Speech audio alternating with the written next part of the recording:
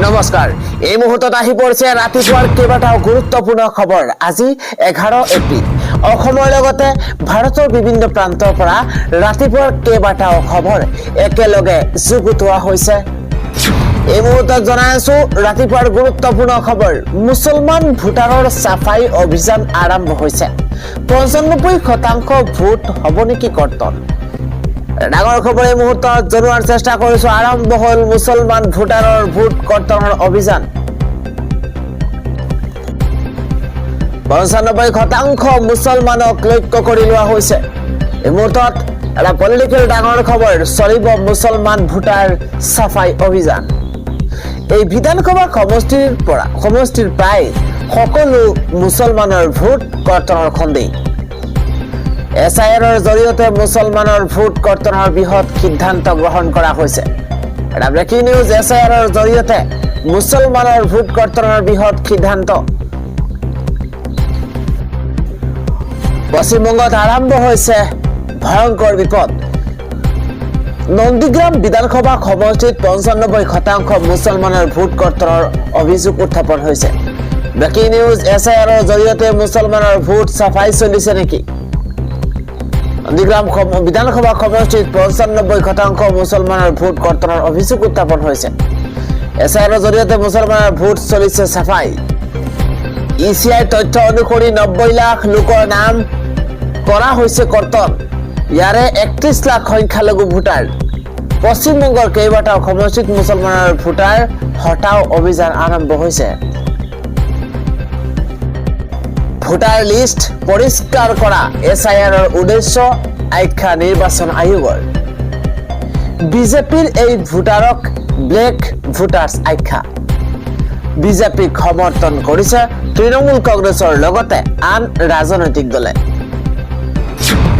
আমি জনাই আছো আন এটা ডাঙৰ খবৰ ফলাফল মেট্ৰিক পৰীক্ষাৰ ফলাফল বেয়া হোৱাৰ 39খন বিদ্যালয় কাৰণ দৰ্শোৱাৰ জাননী শিক্ষা বিভাগৰ এমুহূৰ্তত এটা বিগ ব্ৰেকিং নিউজ মেট্ৰিক পৰীক্ষাৰ ফলাফল মেট্ৰিকৰ যেহেতু কালি ফলাফল ঘোষণা কৰা হৈছে হাইস্কুল শিক্ষান্ত পৰীক্ষাৰ ফলাফল বেয়া হোৱাক লৈ কঠোৰ হৈছে শিক্ষা বিভাগ 39খন বিদ্যালয় কাৰণ দৰ্শোৱাৰ জাননী আহি পৰিছে এটা বিগ ব্ৰেকিং ডাঙৰ খবৰ 30%তকৈ কম উত্তীৰ্ণ বিদ্যালয়ক লৈ জাননী জাৰি কৰা হৈছে 7 দিনৰ ভিতৰতে জনাব লাগিব ফলাফল বেয়া হোৱাৰ কাৰণ দৰ্শোৱাৰ জাননী আহি পৰিছে বিদ্যালয়ৰ পৰিদৰ্শকে জাৰি কৰিছে কঠোৰ জাননী মেট্ৰিকৰ কম্পাৰ্টমেণ্টেল পৰীক্ষাৰ জাননী জাৰি কৰা হৈছে 6ৰ ভিতৰতে ন্যূনতম 170 নম্বৰ লাভ কৰা সকলেহে কৰিব পাৰিব আবেদন গুৰুত্বপূৰ্ণ খবৰ 6ৰ পৰা ন্যূনতম 170 নম্বৰ লাভ কৰা সকলেহে কৰিব পাৰিব আবেদন সৰ্বোচ্চ 3টা বিষয়ত অনুত্তীৰ্ণ সকলেহে কৰিব পাৰিব আবেদন 13 এপ্ৰিলৰ পৰা 25 এপ্ৰিলৰ ভিতৰত কৰিব লাগিব আবেদন গুৰুত্বপূৰ্ণ খবৰ sevaregistration.org ৱেবছাইটত গৈ কৰিব লাগিব আবেদন ইফালে ফলাফলক লৈ অসন্তুষ্ট পৰীক্ষাৰ্থীলৈ সুবিধাই পৰিছে মেট্ৰিকৰ উত্তৰ বহী পুনৰীক্ষণৰ বাবে পৰীক্ষাৰ্থীয়ে কৰিব পাৰিব আবেদন পৰীক্ষাৰ্থী আদায় দিব লাগিব নিৰ্ধাৰিত মাচুল উত্তৰ বহী পুনৰীক্ষণৰ বাবে অনলাইন পদ্ধতিৰে কৰিব লাগিব আবেদন জনাইছো পৰৱৰ্তী খবৰ লুৰিনজ্যোতি গগৈয়ে কৈছে যিসকলে মাৰপিট কৰিছে তেওঁলোক মুকলি আকাশৰ তলত আৰু যিসকলে মাৰ খাইছে তেওঁলোকক জেলত ৰখা হৈছে ইয়া গ্ৰহণযোগ্য নহয় খোৱাঙত নিৰ্বাচন কেন্দ্ৰিক হিংসাৰ ঘটনাত অজাপৰ দুজনক আটক কৰা হৈছে এই সন্দৰ্ভত লুৰিনজ্যোতি গগৈয়ে মন্তব্য কৰিছে জনাইছো পৰৱৰ্তী খবৰ ভোটদানৰ এদিন পাছতেই শ্যাম কানু মহন্তৰ জামিন আবেদন দাখিল কৰা হৈছে ৰাষ্ট্ৰীয় আদালতত শ্যাম কানু মহন্তৰ অধিবক্তাই দাখিল কৰিলে জামিন আবেদন গুৰুত্বপূৰ্ণ খবৰ এই মুহূৰ্তত কাইলৈ 22 এপ্ৰিলত হ'ব জামিন আবেদনৰ শুনানি ভোট গ্ৰহণৰ এদিন পাছতেই শ্যাম কানু মহন্তৰ জামিন আবেদন দাখিল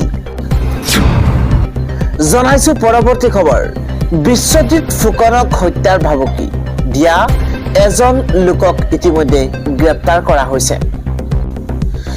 যোগেশ্বৰ গগৈ নামৰ লোকজনক গ্ৰেপ্তাৰ খৰুপথাৰ আৰক্ষীৰ। সামাজিক মাধ্যমত বিশ্বজিৎ ফুকনক হত্যাৰ ভাবুকি দিছিল যোগেশ্বৰে আৰু বিশ্বজিৎ ফুকনক ভয়ংকৰ ভাবুকি দিয়া এজন লোকক ইতিমধ্যে গ্ৰেপ্তাৰ কৰা হৈছে।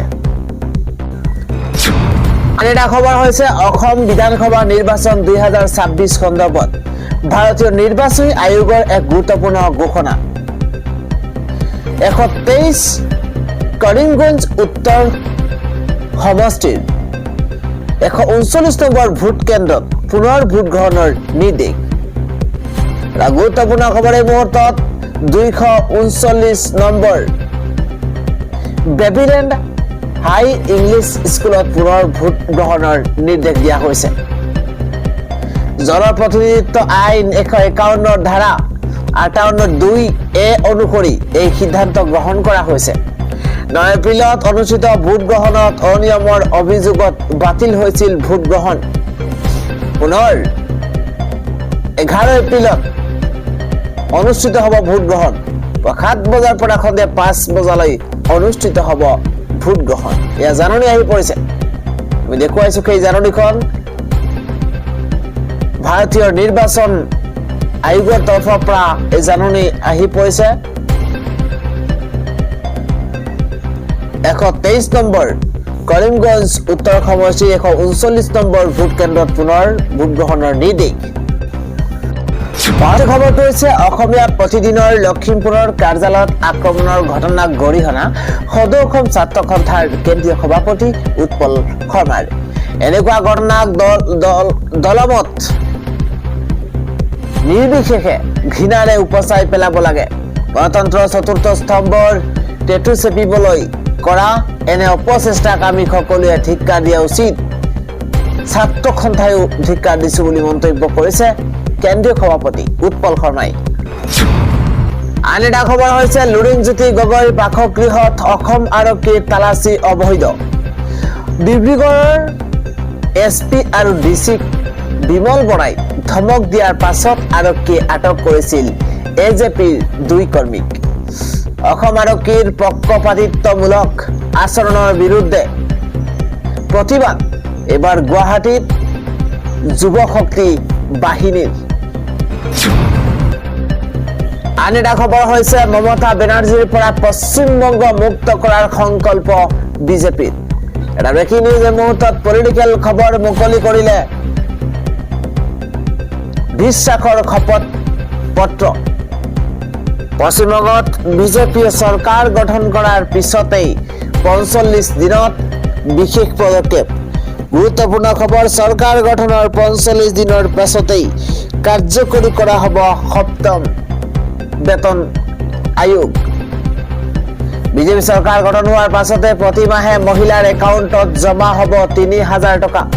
গুৰুত্বপূৰ্ণ খবৰ এই মুহূৰ্তত পশ্চিমবংগত কাৰ্যকৰী কৰা হ'ব আয়ুষ্মান যোজনা। চৰকাৰ গঠনৰ 6 মাহ পাছতেই কাৰ্যকৰী কৰা হ'ব UCC। নিবনুৱা যুৱকক প্ৰতি মাহে দিয়া হ'ব 3000 টকা। অত্যন্ত ভাল খবৰ এই মুহূৰ্তত নিবনুৱা যুৱকসকলক আৰ্থিক সহায় কৰাৰ বাবে এই পদক্ষেপ গ্ৰহণ কৰা হৈছে। গৰুৰ চোৰাং বেহা বন্ধ কৰিবলৈ চিল কৰি দিয়া হ'ব উন্মুক্ত সীমান্ত। 45 লাখ মহিলাৰ বাবে লাখপতি দিদি আঁচনি। গৰ্ভৱতী মহিলাৰ বাবে 21,000 টকা দিয়া হ'ব। পশ্চিমবংগত যাত্ৰীবাহী বাছত মহিলাসকলৰ বাবে বিনামূলীয়া হ'ব যাত্ৰা। ডাঙৰ খবৰ পশ্চিমবংগৰ জনতাই এবাৰ নতুন পশ্চিমবংগৰ কথা চিন্তা কৰিছে বুলি মন্তব্য অমিত শ্বাহৰ। মমতাৰ পৰা পশ্চিমবংগ মুক্ত কৰাৰ সংকল্প বিজেপিৰ অত্যন্ত গুৰুত্বপূৰ্ণ খবৰ। এবাৰ মমতা বেনাৰ্জীৰ পৰা পশ্চিমবংগ মুক্ত কৰাৰ সংকল্প বিজেপিৰ। আন এটা খবৰ থানা পালেগৈ এবাৰ লুৰিণজ্যোতি গগৈ। খোৱাঙৰ নিৰ্বাচনী হিংসাৰ ঘটনাক লৈ ডিব্ৰুগড় সদৰ থানাত উপস্থিত লুৰিণজ্যোতি গগৈ। অত্যন্ত গুৰুত্বপূৰ্ণ খবৰ অজাপৰ সমৰ্থকক আক্ৰমণ কৰাক লৈ বিজেপিক প্ৰত্যাহ্বান লুৰিণজ্যোতি গগৈৰ। এটা পলিটিকেল ডাঙৰ খবৰ নিৰ্বাচন আয়োগক বিজেপিৰ গুণ্ডা বাহিনীক প্ৰতিৰোধ কৰাৰ দাবী উত্থাপন হৈছে। শীঘ্ৰে গুণ্ডা বাহিনীক গ্ৰেপ্তাৰৰ দাবী জনাইছে লুৰিণজ্যোতি গগৈয়ে। এটা ব্ৰেকিং নিউজ, মাৰ খোৱা মানুহক থানাত বহাই থোৱা হৈছে, আক্ৰমণকাৰী এতিয়াও মুকলি আকাশৰ তলত। গুৰুত্বপূৰ্ণ খবৰ, চৰকাৰ নথকাৰ পিছতো কাৰ নিৰ্দেশত আৰক্ষীয়ে এনে কাম কৰিছে বুলি প্ৰশ্ন লুৰিণজ্যোতি গগৈ। দুলাল গগৈ নামৰ বিজেপিৰ কাৰ্যকৰ্তাক খুদ বিজেপিৰ কাৰ্যকৰ্তাই আক্ৰমণ কৰাৰো অভিযোগ উত্থাপন হৈছে। বিধায়ক চক্ৰধৰ গগৈৰ ঘৰৰ সন্মুখতে অজাপ কাৰ্যকৰ্তাৰ বাহন ভঙাৰো অভিযোগ উত্থাপন হৈছে। উক্ত অভিযোগৰ বাবেই অজাপ কৰ্মীক আক্ৰমণ কৰাৰ অভিযোগ লুৰিণজ্যোতি গগৈৰ। লুৰিণজ্যোতি গগৈৰ উপস্থিতিতে বিনা অনুমতিত তালাচী চলোৱাৰ অভিযোগ উত্থাপন হৈছে।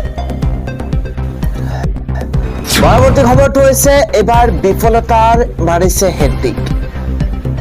6জন শিক্ষক, 5 গৰাকী ছাত্ৰ ছাত্ৰী আৰু ফলাফল হৈছে 0। ৰাজ্যৰ ভিতৰতে বৰক্ষেত্ৰী সমষ্টিৰ ৰামপুৰ বালিকা হাইস্কুলত আহিছে চৰ্চা। এবাৰ 6জন শিক্ষক, 5 গৰাকী ছাত্ৰ ছাত্ৰী, কিন্তু ফলাফল 0। বিফলতাই হেট্ৰিক মাৰিছে। ৰাজ্যৰ ভিতৰতে এইখন বৰক্ষেত্ৰী সমষ্টিৰ ৰামপুৰ বালিকা হাইস্কুলৰ ফলাফলৰ দৃশ্য। বিদ্যালয়খন আপুনি ভালদৰে মন কৰক, এইখন হৈছে ৰামপুৰ বালিকা হাইস্কুল। ৰামপুৰ বালিকা বিদ্যালয় হাইস্কুল, য'ত এখন বিদ্যালয়ত বিফলতাই হেট্ৰিক কৰিছে। 6জন শিক্ষক আৰু মাত্ৰ 5 গৰাকী ছাত্ৰ ছাত্ৰী থকাৰ পাছতো বিদ্যালয়খনত এজনো ছাত্ৰ ছাত্ৰী উত্তীৰ্ণ হ'ব পৰা নাই। ফলাফল হৈছে 0। হৈছে যিকোনো মুহূৰ্ততে হ'ব পাৰে ভয়ংকৰ পৰিস্থিতি, গাড়ীয়ে নামিছে CRPF কামাণ্ডো। এটা ব্ৰেকিং নিউজ, নিৰ্বাচনী হিংসাই লৈছে এক ভয়ংকৰ ৰূপ। এবাৰ যিকোনো মুহূৰ্ততে জটিল হ'ব পাৰে ডিব্ৰুগড়ৰ পৰিস্থিতি। খোৱাং ঘটনাক কেন্দ্ৰ কৰি 2 AJP কৰ্মীক আটক কৰা হৈছে। ব্ৰেকিং নিউজ, নৱ কোঁৱৰ আৰু ঋতুপৰ্ণ বৰুৱাক আটক কৰিছে ইতিমধ্যে আৰক্ষীয়ে। ব্ৰেকিং নিউজ, এই মুহূৰ্তত ডিব্ৰুগড়ৰ সদৰ থানাত মোতায়েন বিশাল আৰক্ষী বাহিনী CRPF। আটকৰ ঘটনাৰ পাছতে আৰক্ষী থানাত উপস্থিত হৈছে লুৰিণজ্যোতি গগৈ। সমগ্ৰ ঘটনাত আৰক্ষীৰ পক্ষপাতিত্বৰ অভিযোগ উত্থাপন হৈছে। চৰকাৰৰ কথা মতে আৰক্ষীয়ে ঘটনাক বিপৰীতমুখী কৰাৰ অভিযোগ। AJPয়ে দাখিল কৰা অভিযোগৰ তদন্ত নকৰাৰো অভিযোগ উত্থাপন হৈছে। কেৱল চৰকাৰৰ কথা মতেই AJPক দোষাৰোপ কৰা বুলিও মন্তব্য আহিছে। তদন্ত নকৰাকৈ আৰক্ষীয়ে চৰকাৰৰ কথা মতেই চলিছে। বিমল বৰা, চক্ৰধৰ গগৈ, প্ৰশান্ত ফুকনক প্ৰথমে আটক কৰক। সংবাদমেল পাতি আৰক্ষীক ধমক দিয়া নেতাক কিয় নধৰে? প্ৰায় 2 ঘণ্টা আৰক্ষীৰ লগত আলোচনা কৰি মন্তব্য লুৰিণজ্যোতি গগৈ। জনাইছো আন এটা ডাঙৰ খবৰ, চৰকাৰ গঠন কৰিব বুলি গভীৰ আত্মবিশ্বাসী এবাৰ প্ৰদেশ কংগ্ৰেছৰ সভাপতি গৌৰৱ গগৈ। গৌৰৱ গগৈৰ দাবী, ঐক্যবদ্ধ বিৰোধীৰ বৰ অসমৰ বাৰ্তাক আদৰি লৈছে অসমৰ ৰাইজে। ভোটদানৰ 6-7 দিনৰ পূৰ্বে নিৰ্বাচনী পৰিৱেশ সম্পূৰ্ণ সলনি হৈছিলে ৰাজ্যত। এই নিৰ্বাচনত আণ্ডাৰ কাৰেণ্ট আছিলে কংগ্ৰেছৰ পক্ষত। সাইলেন্ট ভোটাৰেও ভোট দিছে কংগ্ৰেছৰ পক্ষত। ইয়াৰ বিপৰীতে বৃহৎ ব্যৱধানত জয়লাভেৰে পুনৰ ক্ষমতা দখল কৰাৰ দাবী ৰাজ্যিক বিজেপিৰ সভাপতি দিলীপ শইকীয়াৰ। দিলীপ শইকীয়াৰ দাবী, উচ্চ ভোটদানৰ হাৰে অধিক শক্তিশালী কৰিব বিজেপি, কাৰণ এইবাৰ ভোট দিবলৈ সদলবলে ওলাই আহিছে চিনাকি মানুহ। আন এটা খবৰ হৈছে ছচিয়েল মিডিয়া ব্যৱহাৰকাৰীলৈ ডাঙৰ খবৰ আহি পৰিছে। IT নিয়মৰ সাল সলনিৰ জৰিয়তে এতিয়া চৰকাৰৰ নজৰত থাকিব এক্সৰ কমিউনিষ্ট নোটছ। এটা ব্ৰেকিং নিউজ ডাঙৰ খবৰ ভাৰতৰ তথ্য প্ৰযুক্তি নিয়ম 2021ত প্ৰস্তাৱিত সংশোধনৰ অধীনত এতিয়াৰে পৰা সংবাদ আৰু সাম্প্ৰতিক পৰিস্থিতিৰ সৈতে জড়িত তথ্যৰ ক্ষেত্ৰত কমিউনিষ্ট নোটছ আনুষ্ঠানিকভাৱে তথ্য আৰু সম্প্ৰচাৰ মন্ত্ৰালয়ৰ অধীনত অনা হ'ব। কমিউনিষ্ট নোটছ হৈছে ছ'চিয়েল মিডিয়া প্লেটফৰ্ম এক্সত থকা ব্যৱহাৰকাৰীৰ দ্বাৰা পৰিচালিত এটা ফেক্ট চেক বা তথ্য পৰীক্ষা কৰা বিশেষ ব্যৱস্থা। এই নতুন নিয়মৰ জৰিয়তে চৰকাৰে চৰকাৰী দাবীসমূহ ভুল বুলি প্ৰমাণ কৰাৰ বা শুধৰণি কৰাৰ যিকোনো সামগ্ৰী বা নোট আঁতৰাবলৈ দাবী কৰাৰ অধিকাৰ লাভ কৰিব। আন এটা খবৰ হৈছে এক ভয়ংকৰ শিহৰণকাৰী নাও দুৰ্ঘটনা য'ত 10 জন নিহত হৈছে। উত্তৰ প্ৰদেশৰ মথুৰা জিলাত সংঘটিত হৈছে এক গাঢ়-নৌশীৰিত ভয়ংকৰ নাও দুৰ্ঘটনা। যমুনা নদীত বাগৰি পৰিছে এখন নাও। এই নাওখনৰ দুৰ্ঘটনাত 10 গৰাকীকৈ লোকে প্ৰাণ হেৰুৱাইছে। বিয়লি প্ৰায় 3 বজাত সংঘটিত হৈছে ভয়ংকৰ ঘটনা। দৰাচলতে মথুৰা জিলাৰ বৃন্দাবনত নাৱেৰে বহুকেইগৰাকী ভক্ত যাত্ৰা কৰি আছিল। নদীৰ মাজেৰে নাওখন দুৰ্ঘটনাত পতিত হৈছে। নদীৰ মাজতেই দুৰ্ঘটনাত সংঘটিত হৈছে। দুৰ্ঘটনাগ্ৰস্ত এই নাওখনত আছিল প্ৰায় 27 গৰাকী যাত্ৰী। এই দুৰ্ঘটনাৰ পাছতে ঘটনাস্থলীত উপস্থিত হৈ NDRF আৰু SDRFৰ দলে উদ্ধাৰ অভিযান আৰম্ভ কৰি 10টা মৃতদেহ ইতিমধ্যে উদ্ধাৰ কৰিবলৈ সক্ষম হৈছে। ইফালে এই দুৰ্ঘটনাত জীৱন্তে উদ্ধাৰ কৰা হৈছে 14 গৰাকী লোকক। এতিয়াও একাংশ লোক সন্ধানহীন হৈ থকাৰ কথা সদৰি কৰিছে স্থানীয় আৰক্ষীয়ে। আনহাতে এই দুৰ্ঘটনাত মৃত্যু হোৱা লোকসকল পঞ্জাৱৰ লুধিয়ানাৰ নিবাসী বুলি ইতিমধ্যে জানিব পৰা গৈছে।